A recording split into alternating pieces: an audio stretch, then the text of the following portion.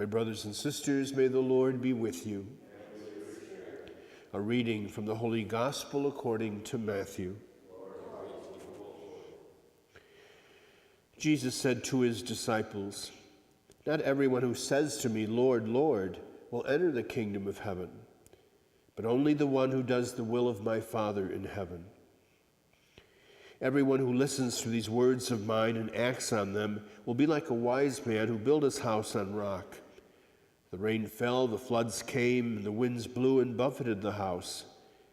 But it did not collapse. It had been set solidly on rock. And everyone who listens to these words of mine but does not act on them will be like a fool who built his house on sand. The rain fell, the floods came, and the winds blew and buffeted the house, and it collapsed and was completely ruined." The Gospel of the Lord.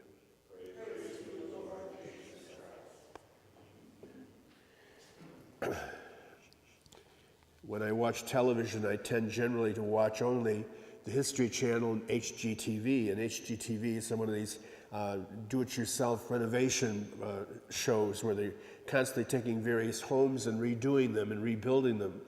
And in each case, of course, it begins with some kind of a vision, some kind of a perspective of what you want to do. We find out most of the time that it doesn't go as easily as anticipated, that there's problems that you confront. And ultimately, it takes a lot of hard work to finally put the vision into reality. And in a sense, that's exactly the kind of thing that Jesus is talking about today in building our houses. In this case, the house of our relationship with him. Paul tells us, and Peter tells us, that we are living stones, that we are to become, in fact, the building of God. And so as we do that, we know as well there's a vision. The vision, hopefully, is not our own. It's the vision of the Lord as to what he thinks we should be about and how he thinks we should react to him. We get part of that vision in that first reading today from Isaiah, where we're told in order to fulfill what we're supposed to be, we have to be people of justice. We have to be people who are attuned and sensitized to the needs of those around us. And Jesus, in turn, in the gospel suggests that if you have a solid foundation, then the house will stand and nothing will buffet it away. And that, of course, is what we have to work on as well.